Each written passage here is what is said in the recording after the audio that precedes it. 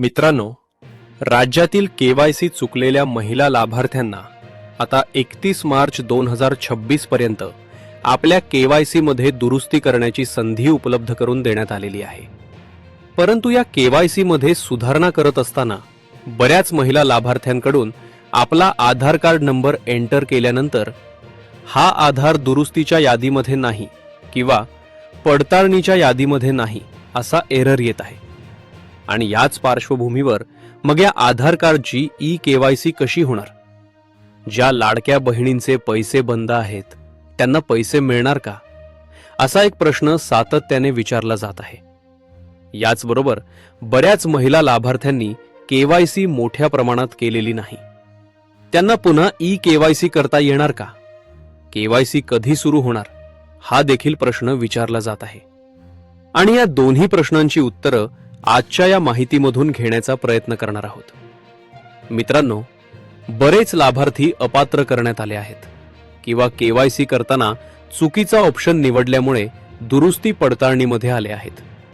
त्यामध्ये उच्च उत्पन्न गट, आयकर भरणारे, चारचाकी वाहन असलेले किंवा इतर कारणास्तव अपात्र करण्यात आलेले लाभार्थी आहेत. याचबरोबर बऱ्याच महिला लाभार्थ्यांनी ई केवायसी केलेली नव्हती.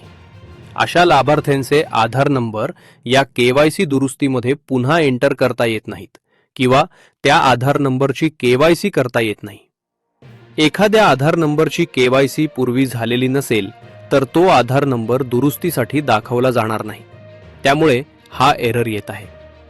ज्या महिला लाभार्थी पडताळणी यादीमध्ये आहेत त्यांचे येणारे हप्ते जोपर्यंत त्यांची केवायसी होत नाही आणि पडताळणी पूर्ण होत नाही तोपर्यंत बंद राहणार आहेत.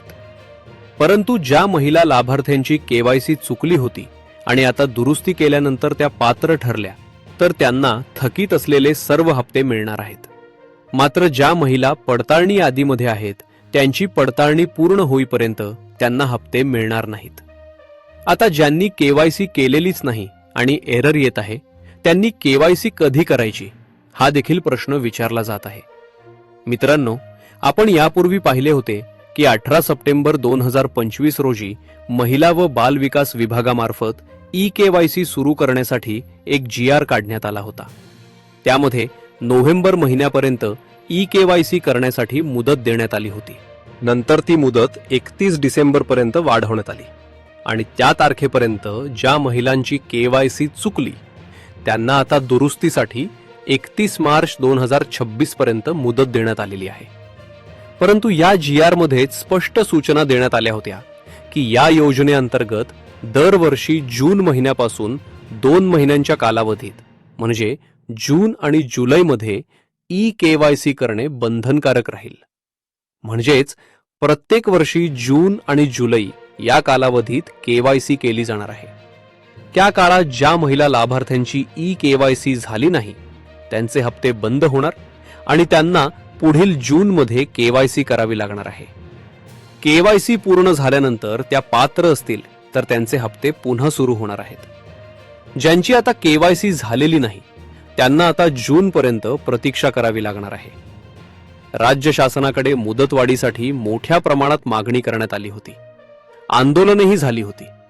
परंतु सध्या उपलब्ध माहितीनुसार जून महिन्यापर्यंत प्रतीक्षा करावी लागणार आहे. याबाबत आणखी काही अपडेट आल्यास ती माहिती नक्की दिली जाईल. अशाच महत्त्वाच्या माहितीसाठी चॅनलला लाईक, शेअर आणि सबस्क्राईब करा. धन्यवाद.